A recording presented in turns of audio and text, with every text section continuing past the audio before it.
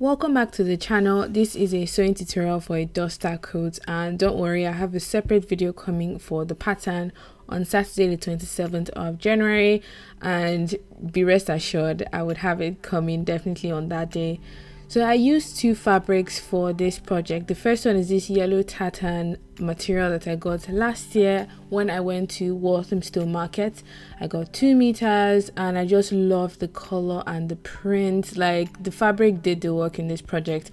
I also got this pink similar pattern to the first one, but I will be using this for the facing of the jacket. I got about 2 meters just in case I needed more. So I'm just going to go ahead and pin down my pattern and cut this out. I'm going to link a similar pattern tutorial or pattern video in case you can't wait till Saturday, but this jacket is fairly easy to make and really straightforward. So these are the number of pieces I've cut out. I've cut out my 2 sleeves. I have a sleeve tutorial I'll link down below as well.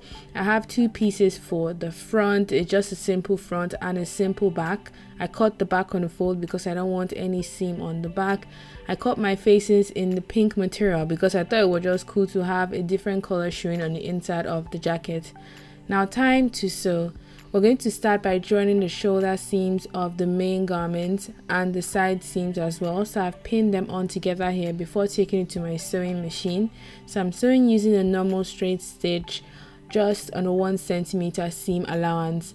So I'm going to sew my shoulder and my side seams as well.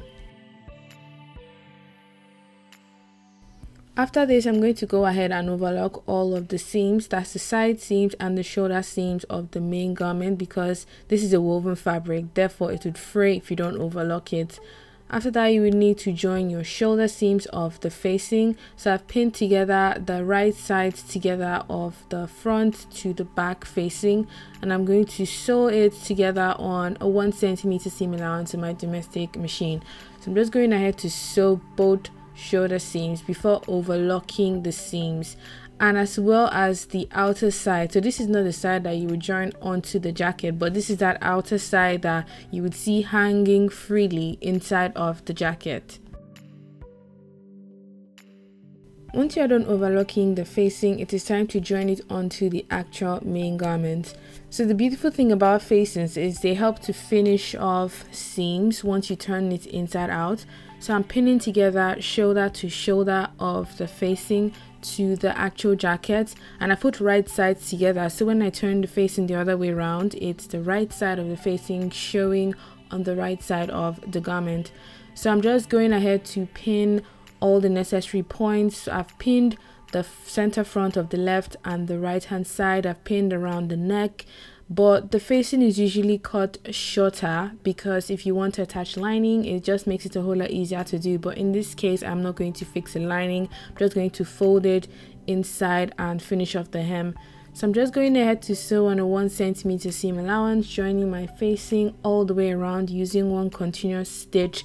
And when I get to a corner like this part of this front, I leave the needle in, raise up the footer, turn it to face this straight part, and just sew all the way to the end. So now that I'm done sewing, I'm going to cut off the edges so when I push that corner through, it's nice and sharp. And then I'm going to slice in little snippets because it's a curved seam. If you don't cut those tiny parts, it's not really fold out beautifully like you want it to. So I did the same on the left and on the right hand side of the jacket, and I'm going to go ahead and turn the facing inwards to reveal the right side of the jacket and the right side of the facing. So as you can see, because I've cut the corners, that point is nice and sharp.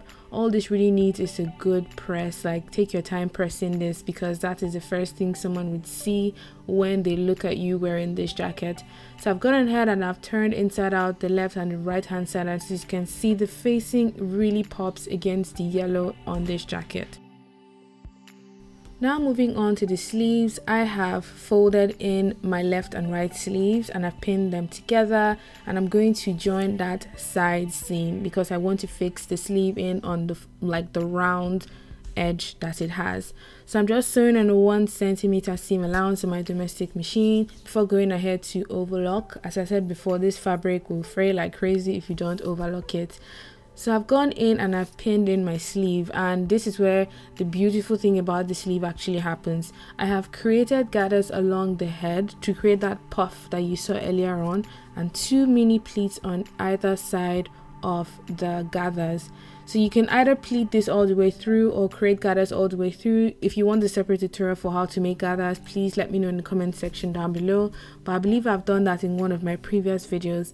So I'm just going to go ahead and sewing my sleeve. I made sure I pinned it the way I wanted it to come out before taking it to my machine, because once you get to that machine, anything can happen. But if you have your pins in place, you just take them out one by one as you sew.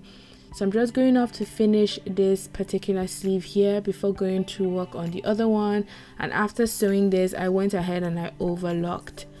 As for the hem, I folded it inwards to cover up the facing, and then sewing along that line from one end to the other end to finish off the hem of this jacket.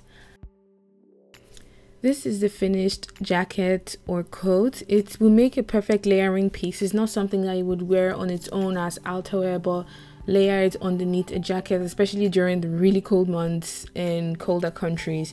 So I hope you guys enjoyed watching this video. I particularly like this jacket a lot because it's such a statement piece and something that just immediately gave life to this all black ensemble that I had. If you enjoyed watching this video, please give it a thumbs up, comment down below, as well as subscribe if you haven't already. And until my next video, keep being creative, and I hope I continue to inspire you. Bye.